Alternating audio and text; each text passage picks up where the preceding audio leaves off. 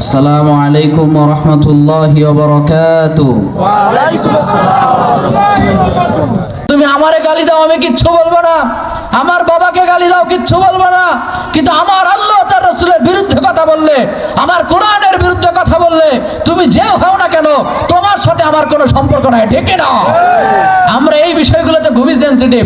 আল্লাহর রাসূল সাল্লাল্লাহু আলাইহি ওয়াসাল্লাম ইনসাফ করতে বলেছেন। তিনি বলেছেন হাত কেটে দাও।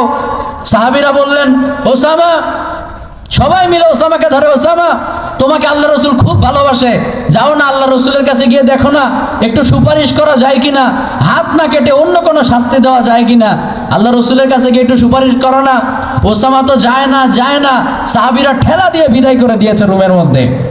ওসামা রাদিয়াল্লাহু তাআলা আনহু গিয়ে ভয়ে ভয়ে যেই না আল্লাহ রসুলকে বললো, ইয়া রাসূলুল্লাহ, এই মেয়েটার হাত না কেটে অন্য কোনো শাস্তি দেওয়া যায় কিনা, একটু দেখেন না।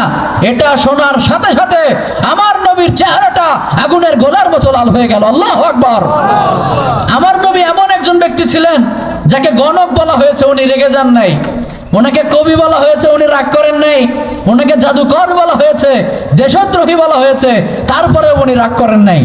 উনি যখন সালাত আদায় করতেন মক্কার জমিনে, আবু জাহেল, উতবা, শাইবা, ওয়ালিদ ইবনে মুগীরার মতো কট্টর কাফেরেরা এরা আল্লাহ রসুলের পিঠের উপরে উটের পচা নারী ভুড়ি চাপিয়ে দিত।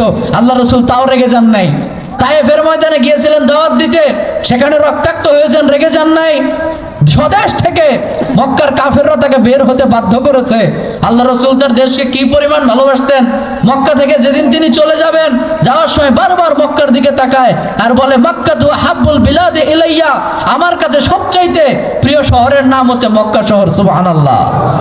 সবচাইতে আমি এই শহরকে ভালোবাসি। লাউলা উখরিজতু লামা খরাজতু মিনহা, আমাকে যদি জোর করে প্রেসারাইজ করে এই দেশ থেকে বের করে না দেওয়া হতো, আমি কোনো দিন আমার এই মক্কাকে ছেড়ে যেতাম না। এত কিছুর পরেও আল্লাহ রসুল রাগ করেন নাই। যেদিন তিনি ফাতহে মক্কার দিন, মক্কা বিজয়ের দিন, সবাইকে তিনি ক্ষমার ঘোষণা দিয়ে দিয়েছিলেন। আল্লাহ রসুল এতটা ধৈর্যশীল ছিলেন, এতটা সহনীয় ব্যক্তি ছিলেন। কিন্তু এই সুপারিশটা শোনার পর আল্লাহ রসুল আর ধৈর্য ধারণ করতে পারলেন না। আল্লাহ রসুলের চেহারাটা এবার আগুনের গোলার মতো লাল হয়ে গেল। আল্লাহ রসুল রেগে মেগে চিৎকার দিয়ে বললেন, ওসামা, হাউ ডেয়ার ইউ, এত বড় স্পর্ধা তুই পেলি কোথায়? লাউ আন্না ফাতিমা বিনতা মুহাম্মাদিন সারাকাত লাকাতা মুহাম্মাদুন ইয়াদাহা। বানু মাখজুমিয়া গোত্রের এই ইহুসকে যদি আমার কলিজার টুকরা, নয়নের পুতুলি, আদরের দুলালি ফাতেমাও চুরিতে ধরা পড়তো, আমি নবী এক কোপে তার হাতটা কেটে দিতাম। পড়েন সুবহানাল্লাহ। কারণ এটা আল্লাহর আইন। আল্লাহর আইনে কোনো ছাড় চলে না, কোনো কম্প্রোমাইজ চলে না, কোনো পার্সিয়ালিটি চলে না। আল্লাহর আইনে সবাই সমান। চিল্লা বলেন ঠিক না? সবাই সমান। There is no difference between upper section of the society and lower section of the society, between poor and rich, black and white. Everyone is equal. Everyone is equal, totally equal, completely equal, 100% equal in the eyes of Islam. ইসলামে সাদা কালোর পার্থক্য নাই, আপন পরের পার্থক্য নাই, president, ঠেলাগাড়িওয়ালা, কুলিওয়ালার কোনো পার্থক্য আল্লাহর দরবারে নাই, ঠিক না? আল্লাহর দরবারে সবাই সমান। যার প্রমাণ, আমরা যখন সালাতের মধ্যে দাঁড়াই তখন রিক্সা চালকের পাশে প্রেসিডেন্টও দাঁড়ায়, এরকম আছে না নাই? আপনি এলাকার সবচেয়ে ধনী ব্যক্তি, আপনার পাশে ছোট্ট একটা ছেলে দাঁড়িয়েছে, আপনি তাকে সরিয়ে দিতে পারবেন? কারো বাপের ক্ষমতা নাই, আপনার পাশে একটা মেথরও যদি দাঁড়িয়ে যায়, সে যদি মুসলিম হয়, আপনি তাকে ওই কাতার থেকে বের করতে পারবেন? আল্লাহর দরবারে সবাই সমান।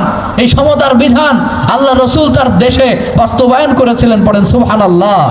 আজকেও যদি আমাদের দেশে কোরআনের এই আইনগুলো বাস্তবায়ন করা হয়, ইনশাআল্লাহ এদেশে নতুন করে আর কোনো চোরকে খুঁজে পাওয়া যাবে না, কোন ডাকাতকে খুঁজে পাওয়া যাবে না, বিতরণ করার মতো কুলাঙ্গারকে আর খুঁজে পাওয়া যাবে না, ঠিক না? এজন্য কোরআনের এই বিধানগুলো এদেশে বাস্তবায়িত হোক, আমরা চাই কি চাই না? আপনি যেই দলই করতে পারেন, আমার কোনো আপত্তি নেই। ব্যক্তিগতভাবে আমি কোনো দলের সাথে সম্পৃক্ত না, কিন্তু মুসলিম হিসেবে কোরআনের এই রাজ আমরা দেখতে চাই কি চাই না? সারা জীবন শুধু সোনালী যুগের ইতিহাস শুনলাম, এই কোরআন দিয়ে ফাইসালার কথা শুনলাম, কিন্তু এখন পর্যন্ত আমরা দেখতে পারি নাই। আল্লাহ যেন আমাদেরকে এটা দেখে মরণের তৌফিক দান করে, আমরা পড়ি আমিন। আল্লাহ রসুল তার দেশে ইনসাফ কায়েম করেছেন, জীবদ্দশায় ইনসাফ কায়েম করেছেন, ন্যায় বিচার করেছেন, তার সাহাবীরাও করেছেন। সুবহানাল্লাহ পড়েন।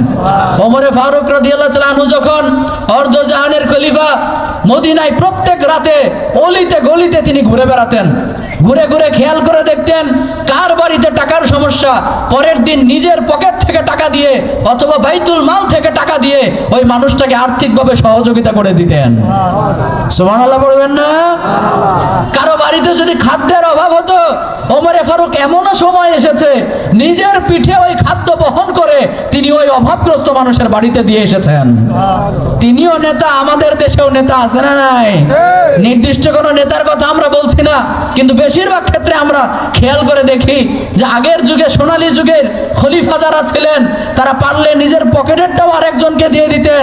আর এখন আমরা এমন নেতা যে সরকারের দেওয়া রিলিফের মাল আমরা ভক্ষণ করে খেয়ে নিয়ে, আছে না নাই? এজন্য খবরদার, আমরা যেন ন্যায় বিচার করি, ইনসাফ করি। ইনসাফকে কখনো ভুলে যাওয়া যাবে না। তিনি একবার মদিনা থেকে জেরুজালেম যাবেন, সাথে একজন কৃতদাস। কয়জন কৃতদাস? কয়জন?